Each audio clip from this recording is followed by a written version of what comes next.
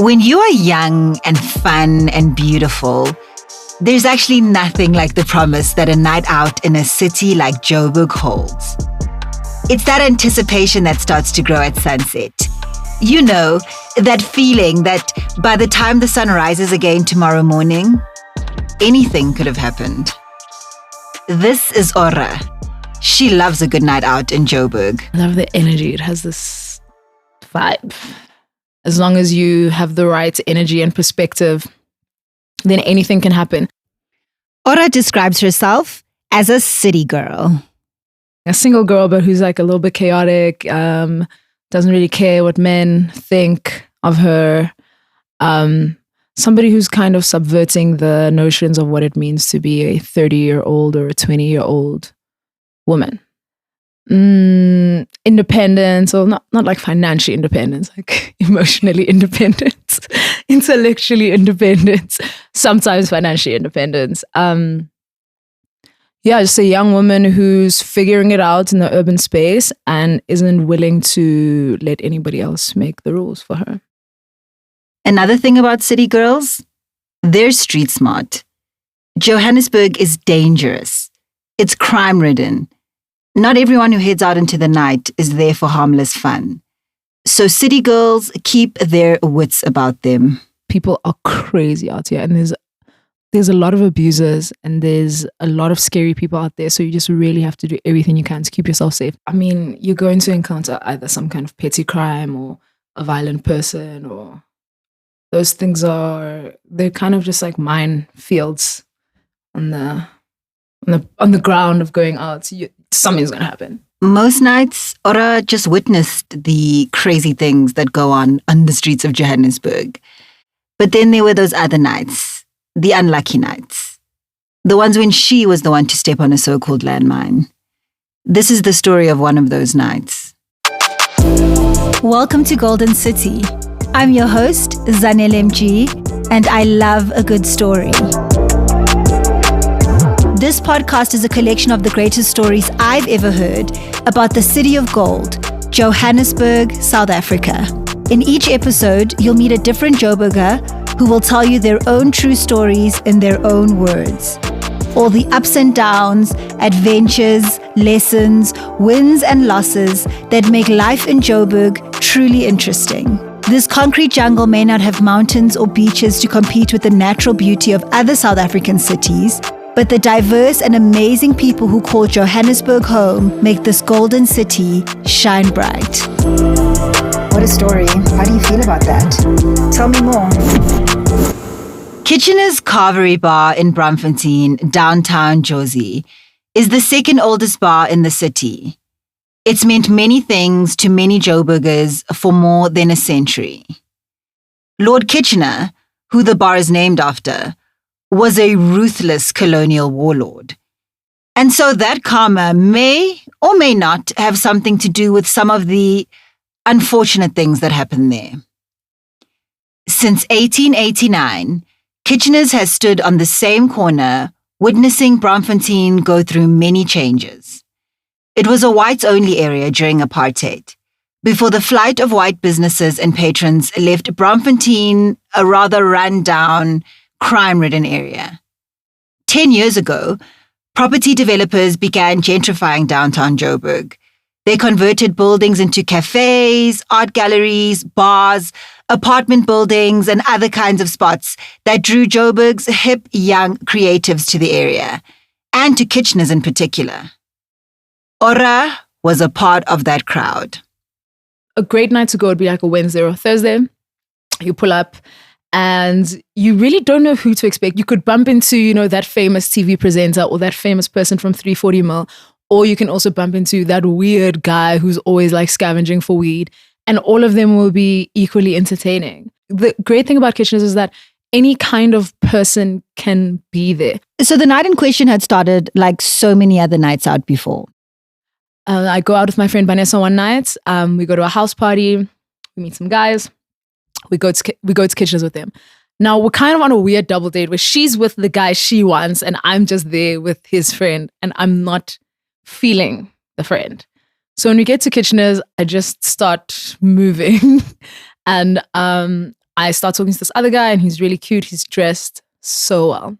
He was pretty cute. And honestly, he was just in the right place at the right time. But he was also well dressed, which is, yeah, something I'm into, obviously. So we start talking, blah, blah, blah, blah. I decide, you know what, no, I'm going to take him home. And I mean, he agreed. So we go home, we hook up, everything's fine. The next day, he's like, I want to see you again. Let's meet at Kitchener's on X day at X time. I'm like, okay, cool, I'll be there. In my mind, it doesn't occur to me like why he doesn't take my number or whatever. But I meet him at Kitchener's at that date, at that time. So you're saying so you guys went home together. The next morning, he's like, let's make a plan now while we're still together. Yes. Not like I'll call you. He was like, yes. let's meet tomorrow. Yes. Okay. All right. Like, oh, he really wants to see me. Yes, he's so intentional. Intentional. So a few days later, Ora heads back to Kitchener's for another date with the well-dressed, intentional guy who had been in the right place at the right time. I go to Kitchener's, meet up with him, obviously super excited and cute. And my friends join the table and we hang out and my phone goes missing, which of course, if you know Kitchener's, is completely normal, unfortunately. So I don't think too much of it. But it was a bit inexplicable because I had been sitting at that table by the window, the low one. So it would have been quite difficult for somebody to steal my phone. But crazy things happen at Kitchener's all the time. So I didn't second guess it. And then, you know, the night ends. I'm with this guy who's helped me obviously look for my phone, and he's been comforting me the whole time. And he's telling me how, you know, it's okay if I want to cry about the phone, and he understands if I'm sad about the phone. And I was a little bit ambivalent just because at this point I'd been going to Kitchener's for a few months and it was probably like the second phone that had been stolen there. And also just life in South Africa, you know, you become hardened to petty crime, which is not okay, but it's just one of the realities of living here. So he and I go back to my apartment again. We have sex, we have fun, pass out.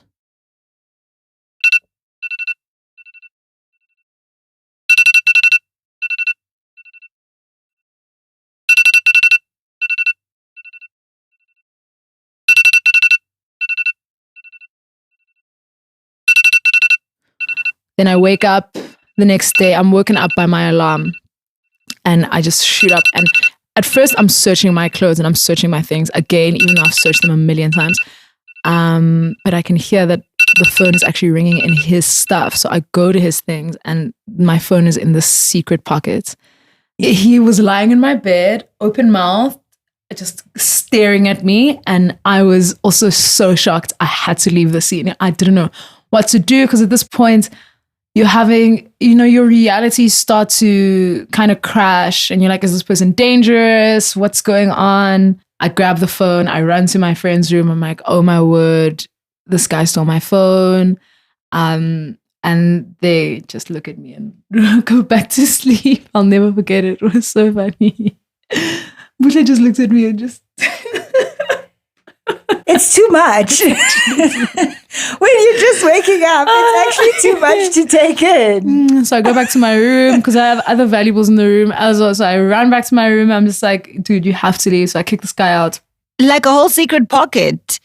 One that he made or that was like a feature of the pants? I think it was a feature of the pants. It was way too well done. But he was working in fashion, so he could have done it, to be fair. Unfortunately, that morning wasn't the last time that Ora would see or hear from the thief. The next day, he's calling me on the phone. It's all like, it was a joke. And I was just so furious because he was calling me on the phone that he tried to steal. And I realized on our dates, the reason he made such an intentional date is because he didn't have a phone to call me with. That's why he didn't take my number. I only got angry when he started calling me and showing up to places where he knew I would be and lurking at the edge of my circle and stuff. That's when I started getting upset. And so I started telling everyone that he stole my phone. Anyone and everyone that would listen.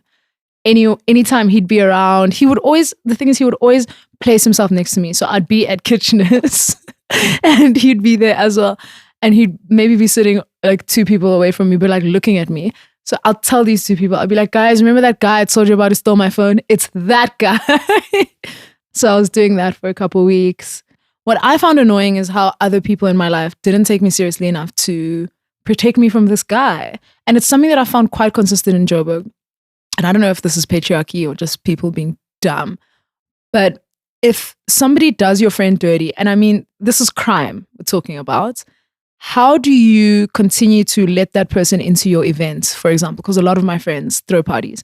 So one night, a friend of mine had an event and this guy was there. I was just like, dude, like, tell him to leave. Why should I have to do this? Someone who knew. Someone who knew and who knew me, who knew the entire story. So this guy was pretty much in your circles. Yeah, which is how I actually felt safe taking him home the first time. Like, people I knew him. He wasn't a complete rando or a complete stranger. But this is the thing with Joburg, is that your proximity makes people not strange, but they actually are. Even if you've seen them around, they could be very dangerous. The indifference and ambivalence of the people in her circle had stung. So when Ora spotted the phone thief at Kitchener's about a week after her incident, she decided she'd do better than her friends had done by her. About a week or 2 after that, I went back to Kitchener's. I'm hanging out and I see this guy dancing with a girl. And I'm just going back and forth. I'm like, should I tell her? Should I not tell her? I'm like, I have to tell her. So I go to this honey and I'm like, Joe, this guy stole my phone. You know, he steals phones. And she was like, yeah, I know. My phone's in my bra. And I was, I'm sorry. I'm sorry. It's just, why are you so dumb? Like, why are you such a dumb bitch? Like, I'm sorry to call anybody a dumb bitch, but that is the definition of stupidity. But that was also me. Like, I chose not to look at what was in front of me because, you know, I wanted to be held or to get laid or to whatever. But actually, you know. Ora realized she'd actually been targeted by a known thief. The person who introduced me to the guy who stole my phone continued to hang out with him. And I saw them hanging out after this guy had taken my phone and we were all present. And I kept my distance. I didn't say anything, but they both saw me.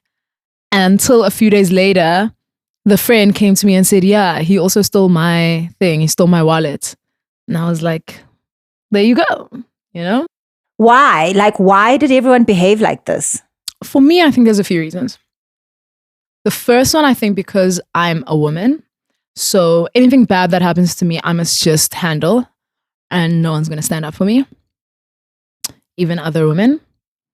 The other thing I think is going on is that we're so desensitized to crime that until it happens to you, it's just it's a rumor, you know, it's a vicious rumor. Yeah, and the third reason I think is because of patriarchy. Like, men's characters are just assumed to be great until we have proof. You know, there has to be proof. All right, now looking back, like, what do you think happened there? Honestly, here's the thing. Via men or romantic partners, my standards were obviously in the toilet at the time. Whether or not I had alarm bells, I can't really say, because I think at this point I was dealing with so many toxic people that I suppressed that voice that tells me, like, don't do this, don't speak to this person, don't take them home, this is a bad idea. And we obviously all have that voice.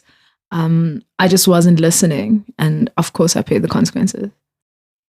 In a place like Kitchener's, where alcohol and drugs flow freely, it can be hard to hear the whisper of your intuition over the loud music. But here's the thing about Ora's story. It's actually not that typical one about waking up the next morning and seriously regretting a drunken decision. It's very interesting because at the time I was completely sober. I wasn't drinking. I wasn't doing drugs. I was sober. I was working a 9 to 5. On the outside of it, I was a completely stable person.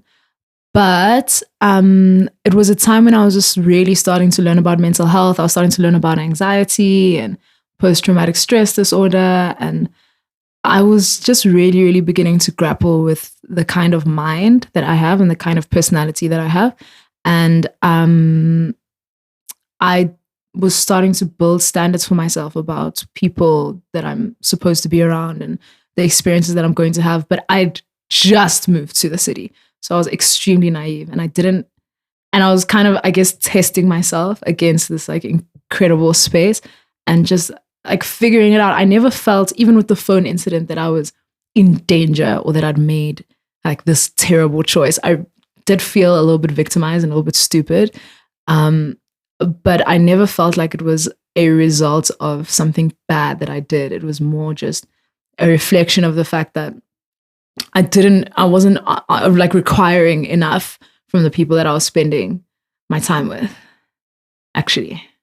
And then the morning comes. The sun rises and lights up the city of gold, no matter what unsavory things took place during the night.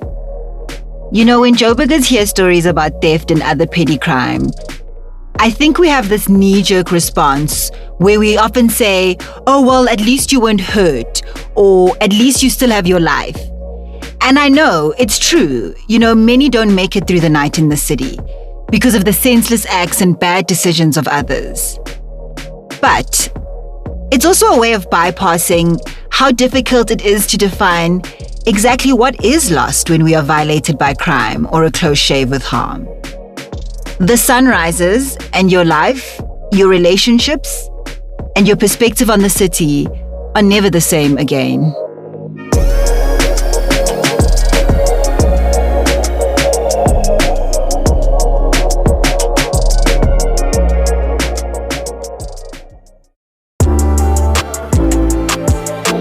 Thank you for visiting Golden City. If you liked this episode, like, follow, subscribe on all social media and streaming platforms. If you love this podcast, give us 5 stars. I'd love to feature you on Golden City. To submit your story, go to www.goldencitypodcast.co.za. See you next time.